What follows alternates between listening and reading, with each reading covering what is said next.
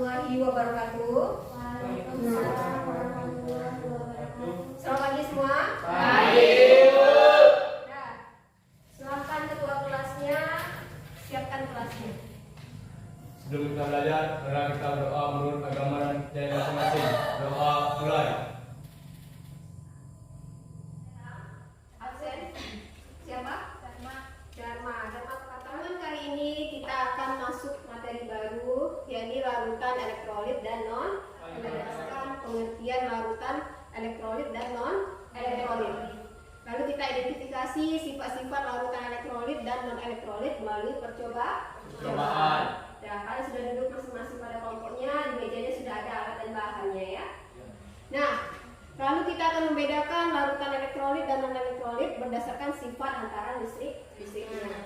Ya, nomor 1, langsung jawab ya. Nomor 1,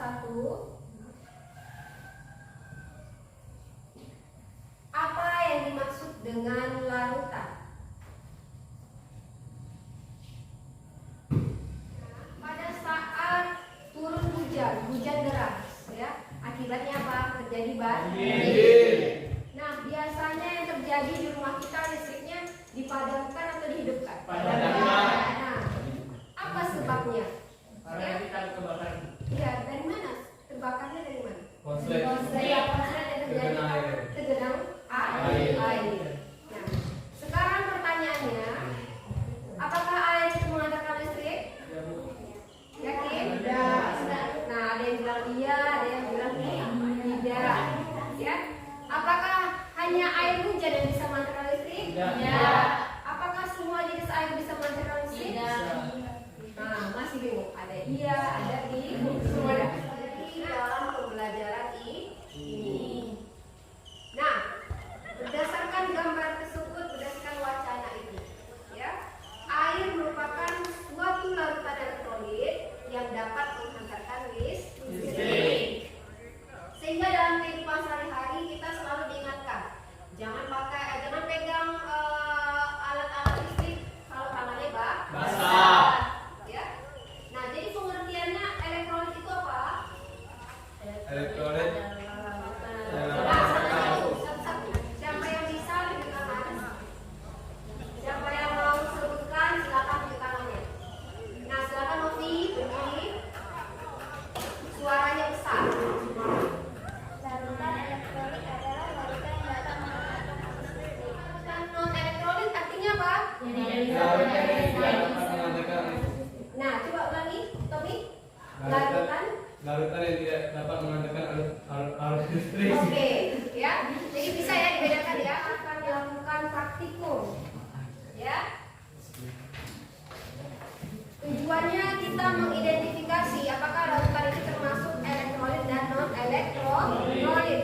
Alat-alatnya disediakan di masing-masing meja, ya. Nah, untuk bahannya ada di meja yang tengah nih, ya. Ada air soda, ada air juga alkohol, air jeruk, perasan jeruk ya.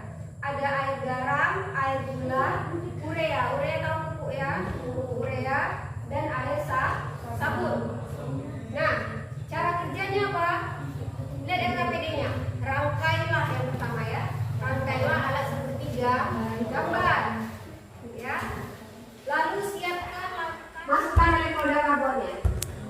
Nah, yang harus diperhatikan jarak antara elektrodanya juga harus sama. Nanti bisa kalian beri tambahan, ibu beri kayak sebatang lidi gitu ya. Nanti bisa ini biar sama aja ya. Oke. Nah, jadi tenggelam elektrodanya di dalam. Di dalam larutan tadi ya. Ya, boleh setengah dia tadi ya. Pokoknya dia tenggelam.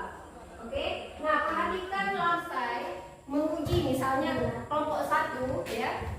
Sudah selesai menguji soda ya. Sodanya dibuang, silakan dibuang keluar. Lalu tempatnya dilap pakai tisu lagi ya, dicuci pakai air lagi. Oke? Dan elektrodanya juga dibersihkan ya, dilap lagi pakai tisu, pakai air lagi ya. Ini akan mempengaruhi hasil dari percobaan yang kalian lakukan. Apabila dia elektrodanya dan wadahnya tidak steril ya, dikhawatirkan adanya kontaminasi didapatkan tidak akurat, tidak sesuai. Oke, baik. Bisa dilakukan? Bisa. Silakan dimulai.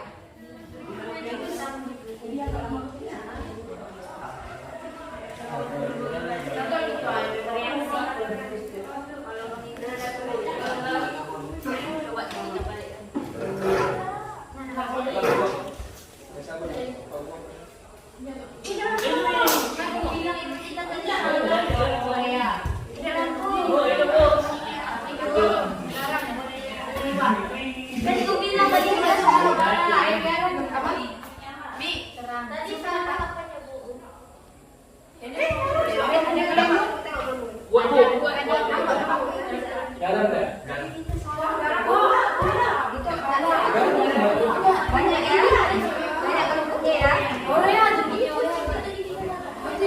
Ya, sambil dipikirkan bagaimana kenapa dia bisa mengatakan penyalahan. Bapak ini baru Bapak mau tuh apa dengan kamu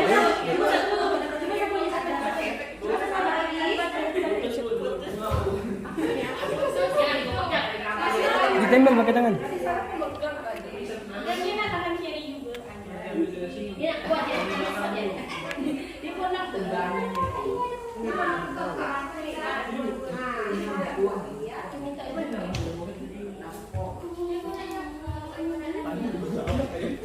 Itu yang tadi kita kelas.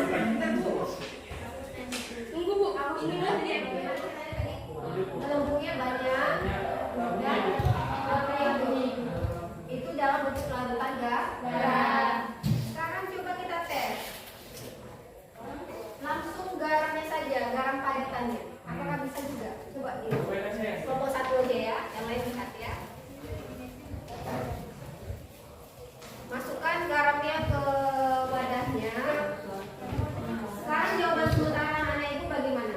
Kalau garam padatan dihidupkan. Tadi kan kalau dia larutan bagaimana? Gelembungnya banyak, lampunya menyala. Sekarang diuji oleh kelompok satu, ya. Padatannya, padatan garam sama-sama larutan enggak? Hasilnya apa? Hasilnya apa? Nah, silakan utarakan yang keras balik. Bagaimana lampunya? Lampunya menyala atau tidak? Silakan. Sampaikan.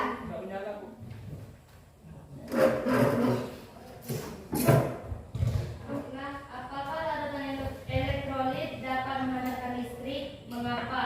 Jawabannya iya, karena larutan elektrolit dapat menghantarkan listrik karena molekul-molekulnya terurai dan menghasilkan partikel bermuatan positif dan negatif menjadi ion. Contohnya larutan garam. Larutan garam bisa menghantarkan listrik dikarenakan garam yang dilarutkan dengan air yang diuji dengan elektroda dan baterai akan menghasilkan gelembung dan gelembungnya menyala. Ya, bisa dengar semua? Paham ya? Jadi, kenapa dia dapat menghantarkan listrik? Karena dia terion, ya, mengalami reaksi ionisasi. Contohnya tadi apa, Ga? Rumus kimianya NaCl, ya. NaCl, garam, terurai menjadi ion-ion tadi ya. Ada ion apa saja? Ion negatif dan positif. Iya, ion positifnya adalah Na plus dan ion negatifnya adalah Cl negatif. Jadi bagaimana? Setelah dia terion, bagaimana lampu bisa menyala? Nah, silakan. Suara. Siapa yang bergerak bebas? Iya. Oke. Betul ya? Karena di dalamnya mengandung ion bergerak bebas. Setelah ion Na bergerak bebas, ion Cl bergerak bebas, dia kemana? Iya, bagaimana dia menghantarkan arus? Na kemana? Tommy? Ke kutub positif, kutub negatif baterai ya. Ke kutub positif baterai siapa? Ke kutub positif baterai siapa? Siapa yang pergi ke kutub positif? Cl negatif.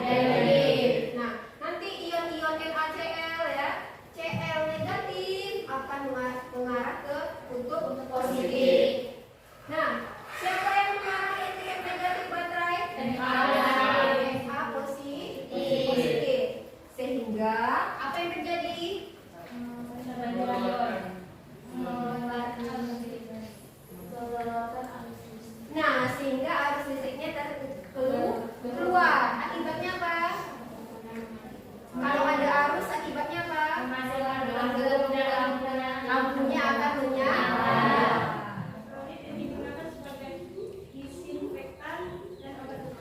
Ya, betul ya. Jadi jawabannya larutan non elektrolit tidak dapat menghantarkan listrik. Karena apa? Karena tidak ada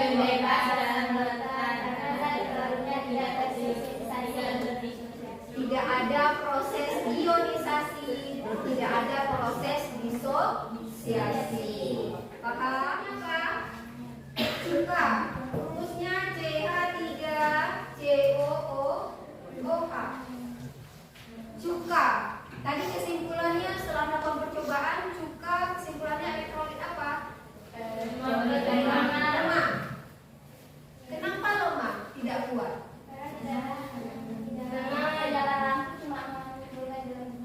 Iya, hanya timbul gelembung. Kenapa? Tidak ada ion. Apakah dia terion? Tidak Terion ya, terion. Karena dia bisa menyala, tapi redup kan? Ada gelembung kan? Tapi tidak sekuat air garam tadi ya. Nah, cuka. Terion jadi muatan positif dan negatifnya CH3COO- dan H positif. Tetap ada ion negatif, ion positif. Ya. Tapi kenapa dia tidak sekuat NaCl? Karena apa? Kurang larutannya. Ayo. Berarti kalau kita kembali lagi ke garam, ya, dia kuat. Karena apa? Karena dia terion sempurna. Ya, kalau garam itu dia terion sempurna. Semuanya dikerahkan ion-ionnya. Apa? Ya, semuanya dikerahkan ion-ionnya agar untuk mengantarkan listrik. Nah, sekarang CH3COOH atau air jeruk tadi. Air jeruk lemah juga ya? Ya. Nah, apa sebabnya dia tidak bisa sekuat NaCl? Karena terionisasi sebagian. Nah, itu ya bedanya. Ya. Yang lemah itu dia hanya terionisasi sebagian, tidak seluruhnya. Seandainya dia terionisasi seluruhnya, akan mengakibatkan lampunya akan menyala terang dan gelembungnya juga akan banyak. Jadi yang menyebabkan gelembung cuka itu sedikit dan lampunya tidak menyala karena yang terion itu hanya sebagian. Nah, kelompok satu ngetes tadi padatan darah. Padahal sama-sama senyawa darah. Kenapa lampunya tidak menyala? Karena tidak dilarutkan. Karena tidak dilarutkan. Dan tidak ada molekul menyebar.